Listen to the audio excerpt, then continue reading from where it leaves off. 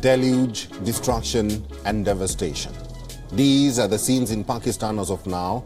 The country is grappling with nature's fury as incessant rain and consequent flash floods continue to add to Pakistan woes. The overall death toll from floods across the country has breached the 1,100 mark, while over 1,600 individuals were injured in rain and flood-related incidents. Over 735,000 livestock animals were lost, and more than 1 million houses have been either damaged or completely destroyed so far. The figures released by Pakistan's National Disaster Management Authority reveal the extent of damage caused by the ravaging floods. After assessing the current situation, the Pakistan government believes that the initial economic losses from floods could reach at least $10 billion, as the unprecedented flash floods have washed away roads, crops, infrastructure and bridges.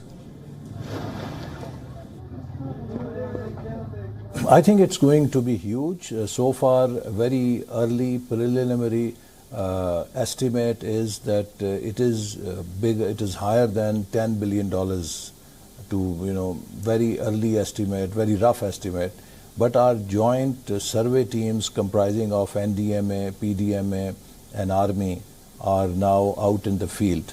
But many areas are still not accessible because of the water. Until water completely recedes, they will not be able to go and physically do the survey.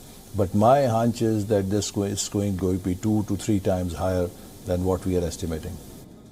Calling the floods a crisis of unimaginable proportions, Pakistan's climate change minister said that 1/3 of the country is currently underwater, and as many as 72 districts of the country are calamity hit, which means that 1 out of every 7 Pakistanis is affected.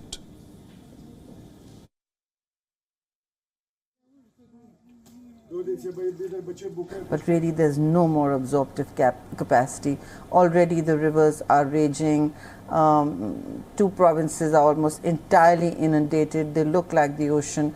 When we send in water pumps, they say, where do we pump the water? It's all one big ocean. There's no dry land to pump the water into.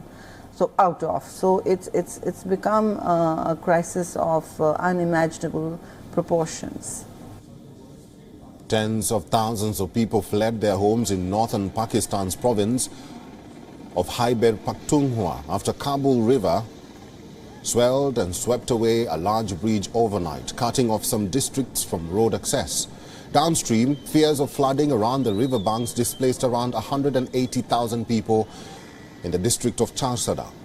Owing to the massive destruction, United Nations and Islamabad will launch a formal appeal on Tuesday, seeking $160 million to fund emergency aid for Pakistan. The UN Secretary General spokesman said that the situation is expected to worsen with more ongoing rainfall. The United Nations has already mobilized about $7 million and has redirected its existing programs. It has released an additional $3 million to help the country. International aid too has been reaching Pakistan as cargo planes from Turkey and the United Arab Emirates began the international rush to assist the impoverished nation and landed in Islamabad on Sunday, carrying tents, food and other daily necessities. Meanwhile, Pakistan Finance Minister Miftah Ismail said that the government could consider importing vegetables and other edible items from India to facilitate people after recent floods destroyed crops across the country. अभी मेरी meeting होगी जिसमें हमने food security वालों को भी बुलाया है, उस बारे में बात करेंगे और इंपोर्ट भी खोल देंगे, ड्यूटी फ्री इंपोर्ट खोल देंगे, उसको आसान भी बना देंगे और मैं ये भी सामने आपके रख दूं कि इस बात को भी कंसीडर कर लेंगे कि अगर इंडिया से लैंड बॉर्डर के थ्रू इंपोर्ट करना पड़ेगा तो वो भी कर लेंगे क्योंकि ये सस्टेनेबल प्राइसेस नहीं है. And for more on the situation in Pakistan, our bureau chief Anas Malik has sent us this report from Islamabad.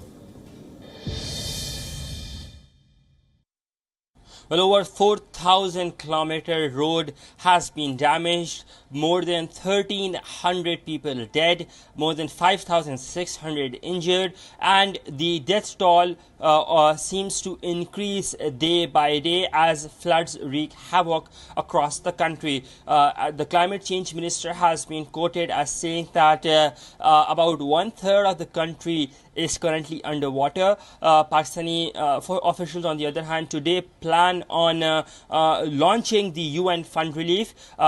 Except for that, we're seeing that different aid has been flowing in from different countries, including China, Turkey, UAE, Saudi Arab, and other friendly nations as well. There have been pledges that have been made. Last night we saw privately Imran Khan, the former Pakistani Prime Minister and one of the biggest philanthropists, he held a telethon which was majorly streamed, and he has collected, or rather the callers on his telethon pledged to donate about 5 billion Pakistani rupees. The amount of damage is severe. Initial estimates say that it can be well over 100 billion Pakistani rupees. So given the nature of the situation and the calamity, Pakistan is not equipped to handle such a situation, and therefore the country is turning to donor agencies or countries in order to help its people be rehabilitated following this catastrophic floods. Anas Malik in Islamabad, Pakistan for WION World is One. WION is now available in your country. Download the app now and get all the news on the move.